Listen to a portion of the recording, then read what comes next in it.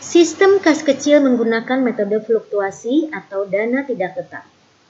Misalkan pada tanggal 1 Maret 2020 terjadi transaksi pembentukan kas kecil sebesar 5 juta rupiah di jurnal dalam jurnal pengeluaran kas, yaitu kas kecil di debit dan kas di kredit sebesar 5 juta rupiah. Nilai 5 juta merupakan saldo awal dalam Petty Cash Book. Berikut tampilan jurnal pengeluaran kas. Kita lihat kas kecil menjadi akun yang didebit senilai 5 juta rupiah dan kas adalah akun yang dikredit senilai 5 juta rupiah. Selanjutnya adalah pemakaian kas kecil selama bulan Maret 2020. Ada 6 transaksi dalam soal ini, yaitu pembayaran beban iklan, pembayaran beban listrik, air, dan telepon, pembelian perlengkapan kantor, pembayaran beban keamanan dan kebersihan, pembayaran beban perjalanan dinas, dan pembayaran beban konsumsi rapat. Semua transaksi pemakaian kas kecil ini dicatat dalam Petty Cash Book dan Petty Cash Journal. Berikut adalah Petty Cash Book. Kita lihat saldo awalnya adalah 5 juta. 5 juta adalah nilai kas kecil saat pembentukan.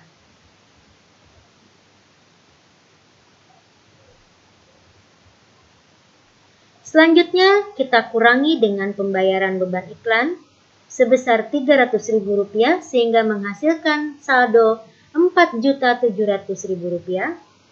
Dikurangi lagi dengan beban listrik, air, dan telepon yang dibayarkan sebesar Rp1.500.000 sehingga menghasilkan saldo Rp3.200.000.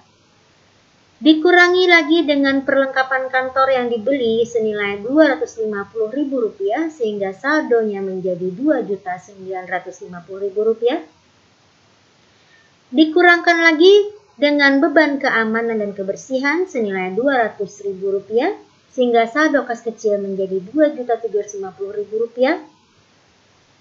Selanjutnya beban perjalanan dinas senilai Rp2.250.000 dikurangkan dengan Rp2.250.000 menjadi Rp500.000. Dan yang terakhir, untuk membayar beban konsumsi rapat senilai Rp450.000, maka saldo kas kecil sekarang menjadi Rp50.000. Saldo ini merupakan saldo menurut Petty Cash Book atau saldo menurut catatan atau menurut buku. Selanjutnya dibuat Petty Cash Journal. Yang pertama, untuk membayar beban iklan, jurnalnya adalah beban iklan di debit dan kas kecil di kredit sebesar Rp300.000. Untuk mencatat pembayaran beban listrik, air, dan telepon, jurnalnya adalah beban listrik, air, dan telepon di debit dan kas kecil di kredit sebesar Rp1.500.000. Untuk mencatat pembelian perlengkapan kantor, jurnalnya adalah perlengkapan kantor di debit dan kas kecil di kredit sebesar Rp250.000. Untuk mencatat pembayaran beban keamanan dan kebersihan, jurnalnya adalah beban keamanan dan kebersihan di debit dan kas kecil di kredit sebesar Rp200.000. Untuk mencatat pembayaran beban perjalanan dinas, jurnalnya adalah beban perjalanan dinas di debit dan kas kecil di kredit sebesar Rp2.250.000. Dan untuk mencatat pembayaran beban konsumsi rapat, jurnalnya adalah beban konsumsi rapat di debit dan kas kecil di kredit sebesar Rp450.000. Pada umumnya, pemakaian kas kecil di metode fluktuasi menggunakan akun beban di sebelah debit. Kecuali untuk perlengkapan kantor, menggunakan akun perlengkapan kantor, bukan akun beban perlengkapan kantor. Dan akun yang dikredit adalah akun kas kecil. Selanjutnya adalah melakukan perhitungan fisik dana kas kecil dan dibuatkan berita acaranya. Misalnya pada tanggal 31 Maret 2020. Yang dihitung adalah uang kertas dan uang logam yang terdiri dari nilai Rp20.000 sebanyak 1 lembar, Rp10.000 sebanyak 1 lembar, Rp5.000 sebanyak 1 lembar, dan Rp1.000 sebanyak 1 lembar. sehingga subtotal uang kertas yang dimiliki adalah Rp36.000 secara fisik. Kemudian dihitung uang logam. Untuk kas kecil tersebut senilai Rp1.000 ada 10 keping, Rp500 ada 6 keping, Rp200 ada 3 keping, dan Rp100 ada 3 keping, sehingga subtotalnya untuk uang logam sebesar Rp13.900. Total dana kas kecil menurut perhitungan fisik adalah Rp49.900. Dibandingkan dengan catatan di petty cash book di kolom saldonya, terlihat nilainya Rp50.000. Yang di sini kita lihat Rp50.000. Sehingga berbeda dengan fisik kas kecil. Selisihnya adalah Rp100, di mana perhitungan fisik lebih kecil dari pencatatannya, sehingga disebut selisih kas kurang. Selisih kas kurang dianggap sebagai kerugian atau beban di luar usaha, sedangkan untuk selisih kas lebih dianggap sebagai pendapatan di luar usaha.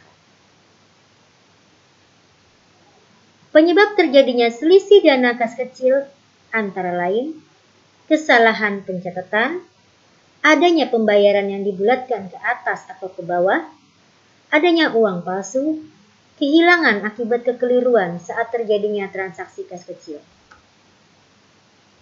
Selanjutnya kita menghitung persentase selisih dana kas kecil. Caranya adalah sebagai berikut.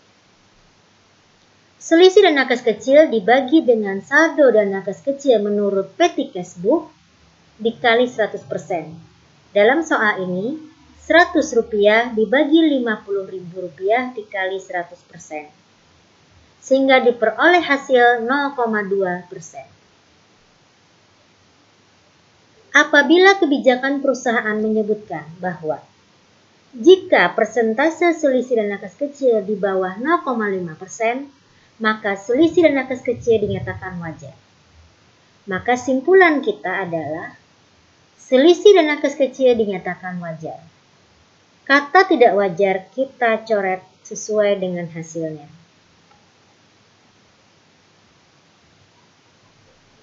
Selisih dana kas kecil dimasukkan ke dalam petty cash journal dan dibuatkan jurnalnya, yaitu selisih dana kas kecil di sebelah debit dan kas kecil di kredit sebesar Rp100.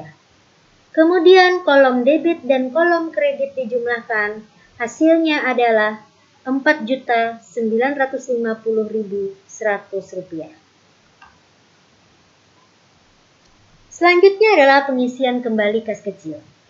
Misalkan diisi kembali kas kecil pada tanggal 31 Maret, nilai pengisiannya adalah Rp4.950.100, maka jurnal yang dibuat adalah kas kecil di debit dan kas di kredit sebesar Rp4.950.100. Nilai ini di dalam soal ini sama dengan nilai penjumlahan di petty cash journal.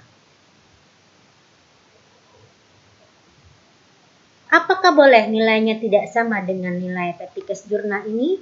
Jawabnya adalah boleh, tergantung kebijakan dari perusahaan. Jadi nilainya tidak mesti sebesar nilai penjumlahan yang ada di petty cash journal. Berikut adalah jurnal pengeluaran kasnya untuk mencatat pengisian kembali kas kecil. Kita lihat kas kecilnya di debit sebesar Rp4.950.100 dan kasnya di kredit sebesar Rp4.950.100. Demikian yang bisa saya sampaikan tentang sistem kas kecil menggunakan metode fluktuasi. Semoga bermanfaat. Mohon maaf atas segala kekurangan.